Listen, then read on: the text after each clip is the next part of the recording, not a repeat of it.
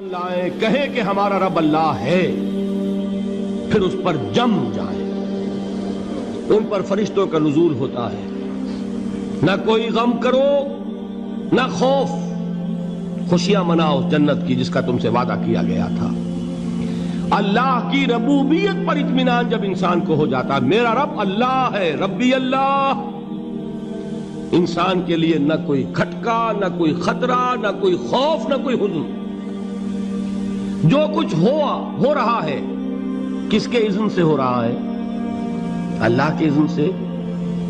اللہ کے اذن کے بغیر پتا تک نہیں ہلتا۔ یہ کوئی اندھا بہرا مادہ نہیں ہے جس سے مجھے کوئی خوف ہو۔ اندھا بھینسا چلا آ رہا ہو اس سے تو ڈرنے کا ہر انسان کو ڈرنا چاہیے، نہ معلوم کس کو ٹکر مار دے۔ لیکن نہیں، اس کائنات کو چلانے والا ایک سمیع و بصیر خدا ہے۔ وہ جو میرا دوست ہے، میرا ولی ہے۔ اللہ ولی الذین آمنوا یخرجہم من الظلمات الی النور۔ اللہ اہل ایمان کا ولی ہے، ساتھی ہے، پشت پناہ ہے، مددگار ہے، حمایتی ہے۔ بتائیے جسے یقین ہو جائے کہ اللہ میرا مددگار، اللہ میرا محافظ، اللہ میرا پشت پناہ، اللہ میرا حمایتی، اس کے لیے کوئی خوف ہوگا؟ اس سے کوئی ڈر ہوگا؟ میں مثال دیا کرتا ہوں ایک بہت سادہ، پنجاب کے دیہات کی۔ وہ بڑا چودھری ہے اور کوئی غریب کسان ہے۔ اس غریب کسان کے جانوروں کو ہر وقت اندیشہ ہوگا چوری کا، کوئی میری بھینس کھول کر نہ لے جائے، کوئی میرا بیل کھول کر نہ لے جائے۔ لیکن جس کے بارے میں یہ سب کو معلوم ہو کہ وہ جو بڑا چودھری ہے وہ اس کا دوست ہے، اس کی بچیا کو کوئی خوف ہوگا؟ اس کی بھینس پر کوئی ہاتھ ڈالے گا؟ اسے کوئی اندیشہ ہوگا؟ نہیں۔ کیوں؟ کہ وہ بڑا چودھری، بڑا اس کا یہاں کا سردار، جاگیردار، سب کو معلوم ہے وہ میرا دوست ہے، کوئی میرے خلاف اقدام نہیں کر سکتا۔ اس دنیا میں یہ چھوٹی سی بات اگر آپ کے دلی اطمینان اور سکون کا باعث بن سکتی ہے تو ذرا تصور کیجئے۔ میں لفظ تصور استعمال کروں گا صرف اس لیے کہ اس کا ہم جس کو کہتے ہیں ادراک اور شعور کر نہیں سکتے، اگر کے ساتھ کر سکتے۔ اگر یقین ہو کہ اللہ میرا مددگار اور یقین ہو کہ اللہ ہر آن میرے ساتھ ہے، پھر کوئی خوف؟ کس کا خوف؟ کوئی شے اللہ سے بالا تر ہے؟ کوئی قوت اس سے زیادہ طاقتور ہے؟ کوئی اس کے ارادے کو بدلنے والا ہے؟ کوئی اس کی مشیت کے آڑے آنے والا ہے؟ یہی بات ہے جو حضور نے فرمائی۔ یہ ایمان کا حاصل ہے لب لباب، کہ دیکھو اچھی طرح اس بات کو ذہن نشین کر لو، اگر تمام انسان مل کر تمہیں کوئی نقصان پہنچانا چاہے نہیں پہنچا سکتے، مگر جو کچھ اللہ نے لکھ دیا ہو، اور تمام انسان مل کر تمہیں کوئی نفع پہنچانا چاہے نہیں پہنچا سکتے، مگر وہ شے جو اللہ نے طے کر دی۔ آپ پھر میں کہوں گا ذرا تاریخ کیجئے، اسے فرض کیجئے، اسے سوچئے۔ اگر اس حدیث پر ہمارا دل ٹھکا ہوا ہو تو کسی سے ڈر ہوگا؟ یہ مجھے نقصان نہ پہنچا دے، یہ میری رپورٹ خراب نہ کر دے، یہ میری انکریمنٹ نہ رکوا دے، یہ میرا یہ نہ بگاڑ دے، یہ میرے یہ نقصان نہ پہنچا دے۔ اس کا ڈر، اس کا ڈر، اس کا خوف، اس کی خوشامد، اس کے لیے جا کر طرح طرح سے اپنی عزت نفس کو ذلیل کروانا اس کے سامنے، یہ سب کچھ کیوں کرتا ہے انسان؟ جب سمجھتا ہے کہ اس کے ہاتھ میں میرا کوئی نفع ہے، اس کے ہاتھ میں میرے لیے کوئی ضرر ہے، یہ مجھے کوئی غضب پہنچا سکتا ہے، یہ مجھے کوئی نقصان پہنچا سکتا ہے، یہ میرا کوئی کام بنا سکتا ہے، یہ میری کوئی ضرورت پوری کر سکتا ہے، اسی کا نام شرک ہے۔ جہاں آپ نے یہ سمجھا کہ غیر اللہ کے اندر کوئی طاقت موجود ہے، وہی شرک ہے۔ بتوں سے تجھ کو امیدیں، خدا سے نومیدی، مجھے بتا تو صحیح اور کافری کیا ہے؟ شرک تو یہ ہے۔ جس پر بھی تمہیں یہ خیال ہے، کلمہ ہے یہ کلمہ سوم، لا حول ولا قوت الا باللہ، ذرا اس پر دل کو کبھی اگر آپ تصور کریں، پھر فرض کریں، دل ٹھک جائے اس پر، کوئی طاقت نہیں۔ یہی بات تھی جو شیخ عبد القادر جیلانی رحمۃ اللہ علیہ نے اپنی وصیت میں اپنے بچے سے کہی.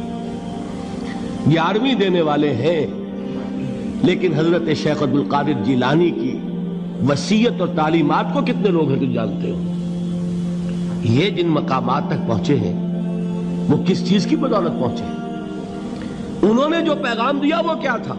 اے میرے بچے، جس طریقے سے قرآن مجید میں حضرت لقمان کی نصیحتیں جو ہے نقل کر دی گئی ہیں، میں یہ عرض کروں گا بالفرض اگر قرآن حضرت عبد القادر جیلانی کے بعد نازل ہوا ہوتا تو شیخ عبد القادر کی یہ نصیحتیں بھی قرآن میں درج ہوتی. اتنی اونچی نصیحتیں ہیں. اے میرے بچے، اس حقیقت کو ذہن نشین کر لے، لا فاعل فی الحقیقت ولا مؤثر الا اللہ.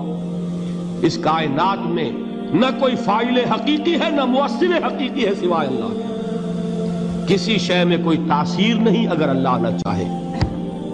آگ جلا نہیں سکتی اگر اللہ نہ چاہے. پانی ڈبو نہیں سکتا اگر اللہ نہ چاہے.